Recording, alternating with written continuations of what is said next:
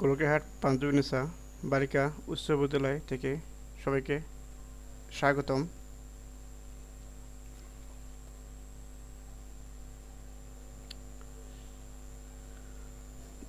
আমি মোহাম্মদ শফিকুল ইসলাম, সহকারী শিক্ষক বিজ্ঞান, গোলকেহাট পিএন বালিকা উচ্চ বিদ্যালয়। আজকে আমি সপ্তম শ্রেণীর গণিত বইয়ের অধ্যায় 1-এর ভাগ প্রক্রিয়ায় বর্গমূল নির্ণয় নিয়ে আলোচনা করব।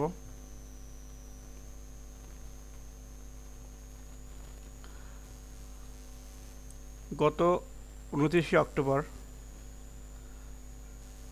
মাওয়াশি ওয়েবসাইট থেকে একটি সংক্ষিপ্ত সিলেবাস আপলোড করে। তাতে দেখা যাচ্ছে গণিত বইয়ের সপ্তম শ্রেণীর গণিত বইয়ের অধ্যায় 1-এর প্রায় সবগুলো, কারণ পাঠদান সম্পূর্ণ হয়েছে জানুয়ারি থেকে মার্চ পর্যন্ত। তাহলে প্রথম অধ্যায়ের সবগুলোই সিলেবাসে দেওয়া আছে। দ্বিতীয় অধ্যায়ে দেওয়া আছে, দ্বিতীয় অধ্যায়ের বিষয়বস্তু হচ্ছে বহুরাশিক ও ধারাবাহিক অনুপাত, সমানুপাতের ধারণা, সমানুপাত সংক্রান্ত সমস্যার সমাধান, লাভ ক্ষতি সংক্রান্ত সমস্যার সমাধান ইত্যাদি।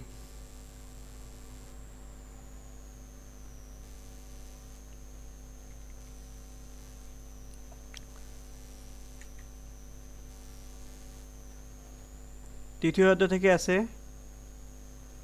দৈর্ঘ্য পরিমাপের অন্তর সম্পর্ক ব্যাখ্যা, ওজন ও তল পদার্থের আয়তন পরিমাপ।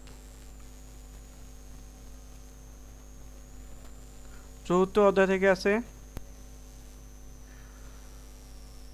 বীজগণিতীয় রাশির গুণ ও ভাগ, বীজগণিতীয় রাশির যোগ বিয়োগ গুণ ও ভাগ সংক্রান্ত সমস্যা, বর্গ নির্ণয়, বীজগণিতীয় সূত্রের বর্ণনা ও প্রয়োগ, বীজগণিতীয় সূত্র ও অনুসিদ্ধান্তর প্রয়োগ ইত্যাদি। ষষ্ঠ অধ্যায় থেকে আছে বীজগণিতীয় ভগ্নাংশ, বীজগণিতীয় ভগ্নাংশের লঘুকরণ ও সাধারণ হরবিশিষ্টকরণ, বীজগণিতীয় ভগ্নাংশের যোগ বিয়োগ গুণ ও সরলীকরণ ইত্যাদি। সপ্তম অধ্যায় থেকে আছে সমীকরণের পক্ষান্তর বিধি, বর্জন বিধি, আর গুণন বিধি, প্রতিসাম্য বিধি, সমীকরণের বিধিসমূহের প্রয়োগ, সরল সমীকরণ গঠন ও সমাধান, লেখচিত্রে বিন্দুপাতন। অষ্টম অধ্যায় আছে সমান্তরাল সরলরেখা ও ছেদক, দুইটি সরলরেখা সমান্তরাল হওয়ার শর্ত, দুইটি সরলরেখা সমান্তরাল হওয়ার শর্ত প্রয়োগ। নবম অধ্যায় থেকে আছে ত্রিভুজের অন্তস্থ ও বহিস্থ কোণ, ত্রিভুজের মৌলিক উপপাদ্য প্রমাণ, বিভিন্ন শর্ত সাপেক্ষে ত্রিভুজ অঙ্কন, ত্রিভুজের বাহু ও কোণের পারস্পরিক সম্পর্ক, ত্রিভুজ ক্ষেত্রের ক্ষেত্রফল পরিমাপ। দশম অধ্যায় থেকে আছে সর্বসম ও সাদৃশ্যতা, সর্বসমতা ও সাদৃশ্যতা, ত্রিভুজের সর্বসমতা প্রমাণ, ত্রিভুজ ও চতুর্ভুজের সাদৃশ্যতা ব্যাখ্যা ইত্যাদি। একাদশ অধ্যায় থেকে আছে গণসংখ্যার সারণী, শ্রেণী ব্যবধানের মাধ্যমে অবিন্যস্ত উপাত্ত বিন্যস্ত আকারে প্রকাশ, আয়তলেখ অঙ্কন, আয়তলেখ হতে পুস্তক নির্ণয়, আয়তলেখ হতে উপপাদ্য সম্পর্কে ব্যাখ্যা।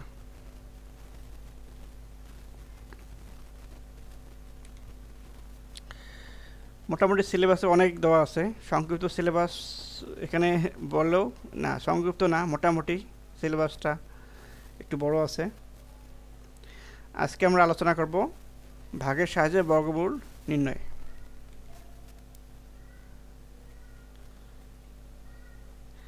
এখানে আমরা কি দেখতে পাচ্ছি, একটা বর্গাকৃতির কেক দেখতে পাচ্ছি। কেকটিকে যদি দৈর্ঘ্য বরাবর 4 ভাগ এবং প্রস্থ বরাবর 4 ভাগ করা হয়, তাহলে আমরা 16টি টুকরা পাবো।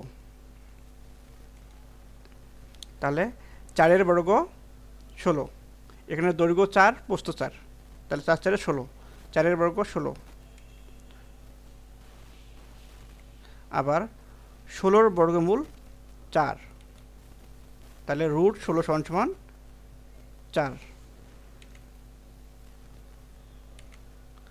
তাহলে রুট 4 সমান কত 2, তাহলে 2 স্কয়ার সমান 2 গুণ 2 সমান 4, তাহলে রুট 9 সমান 3। এখানে কি দৈর্ঘ্য 3 প্রস্থ 3, তাহলে এখানে কয়টা 9টা, তাহলে রুট 9 সমান 3, তাহলে 3 স্কয়ার সমান 3 গুণ 3 সমান 9। এখানে কত হবে, এখানে দৈর্ঘ্য 4 প্রস্থ 4, এখানে 16 হবে। রুট 16 সমান 4, তাহলে 4 স্কয়ার সমান 4 গুণ 4 সমান 16। এখানে কত হবে, দৈর্ঘ্য 5 প্রস্থ 5, তার এখানে 25টা বৃত্তাকার করা আছে, তাহলে 5 5 25, তাহলে কত হবে, রুট 5 সমান 5, 5 স্কয়ার 5 গুণ 5 সমান 25। অনুরূপভাবে 36 6 স্কয়ার সমান 6 গুণ 6 সমান 36। নিচের বক্স থেকে বর্গ সংখ্যাগুলো খুঁজে বের করি। এখানে কি কোনগুলো বর্গ সংখ্যা, তাহলে আমরা দেখি, আমরা জানি বর্গ সংখ্যা কি, 1 তো এখানে নাই, তারপরে 4, এখানে 4 নাই, তারপরে 3 3 9 নাই, 4 4 16 আছে, 5 5 25 আছে, 6 6 36 নাই, 7 7 49 আছে, 8 64 আছে, 9 9 81 81 এখানে নাই, 10 10 100 আছে, আর 11 11 121, তাহলে এখানে 16 25 49 64 100 এবং 121, এগুলো হচ্ছে পূর্ণবর্গ সংখ্যা। এখন আমরা শিখব ভাগের সাহায্যে বর্গমূল নির্ণয়। তাহলে ভাগ প্রক্রিয়ায় বর্গমূল নির্ণয়ের ক্ষেত্রে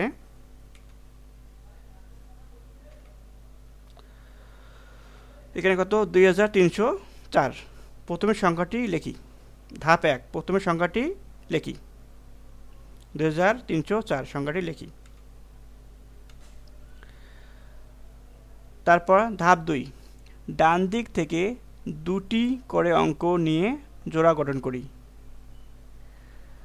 তাহলে 2 3 0 4, এখানে 2 3 একটা জোড়া, 0 4 আর একটা জোড়া, প্রত্যেক জোড়ার উপর রেখা চিহ্ন দেই। এখানে প্রত্যেক জোড়া, এখানে 0 4 এবং 2 3 2 জোড়া।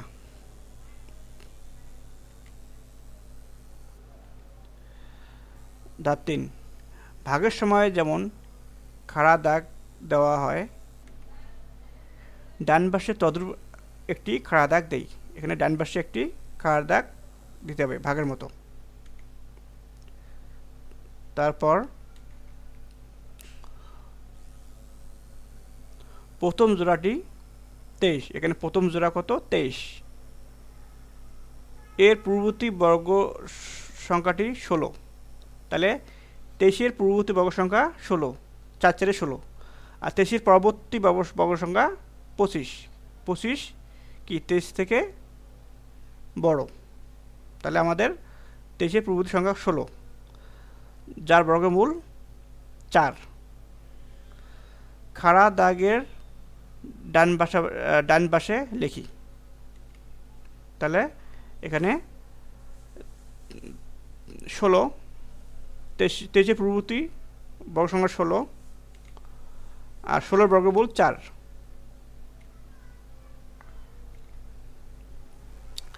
এখন 23 থেকে 16 বিয়োগ করি।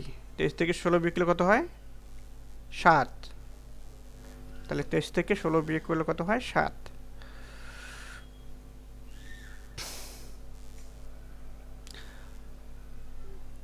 বিয়োগফল 7-এর ডানে পরবর্তী জোড়া 0-4 বসাই। এই বিয়োগ করার পর 7, 7-এর ডানের পরবর্তী সংখ্যা কত? 0 4। 0 4 7-এর পরে লিখি। আবার 7 0 4 এর বাম দিকে খাড়া দাগ দেই। বাম দিকে একটা খাড়া দাগ দিব। বাম দিকে একটা খাড়া দাগ দিলাম।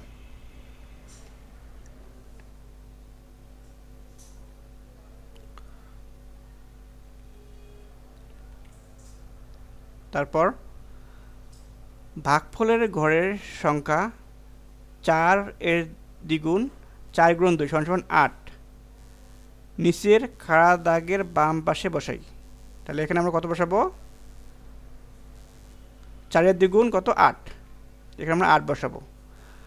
8 এবং খাড়া দাগের মধ্যে একটি অঙ্ক বসার মতো স্থান রাখি। তাহলে এখানে আমরা একটা অঙ্ক বসার মতো স্থান রাখবো। এখানে আমরা অঙ্ক বসানোর মতো একটা স্থান রাখবো।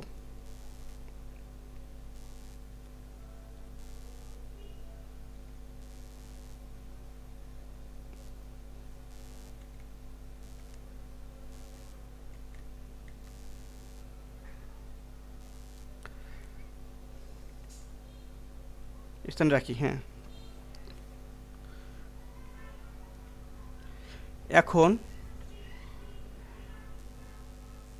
একটি এক অঙ্কের সংখ্যা খুঁজে বের করি যাতে 8-এর ডান পাশে বসিয়ে প্রাপ্ত সংখ্যাকে ওই সংখ্যাটি দ্বারা গুণ করে 7 0 4 এর সমান বা অনুদ্ধ 7 0 4 পাওয়া যায়।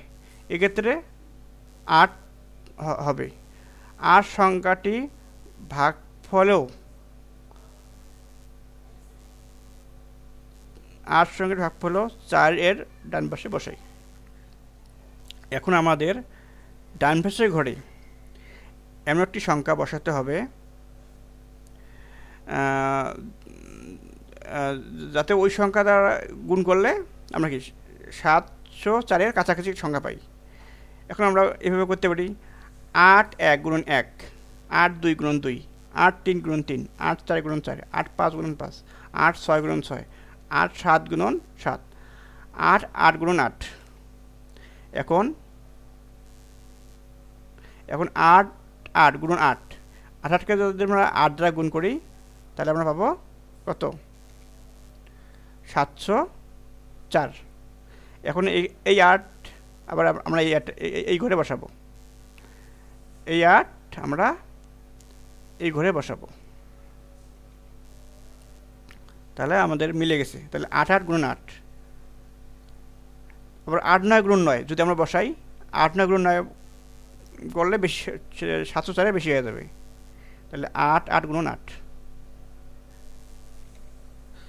তাহলে ভাগফলের স্থানে পাওয়া গেল কত? 48। তাহলে 48 গুণন 48 কত হবে? 2304। এটাই নির্ণয় বর্গমূল। সুতরাং রুট 2304 সমান 48।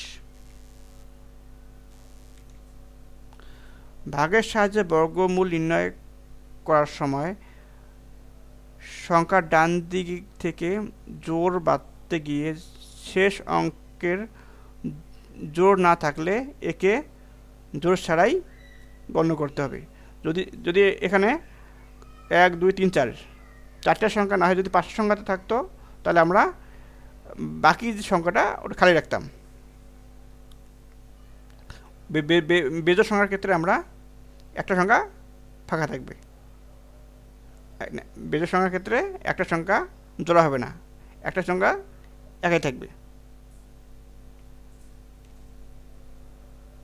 বাড়ির কাজ: ভাগের সাহায্যে বর্গমূল নির্ণয় করো। তোমরা ভাগ প্রক্রিয়া এটা বর্গমূল নির্ণয় করে তোমরা ছবি তুলে আমাদের ফেসবুক পেজের এই ভিডিওর কমেন্ট বক্সে তোমরা ছবি আপলোড দিবা। সবাইকে ধন্যবাদ। ভিডিওটি দেখার জন্য সবাইকে ধন্যবাদ।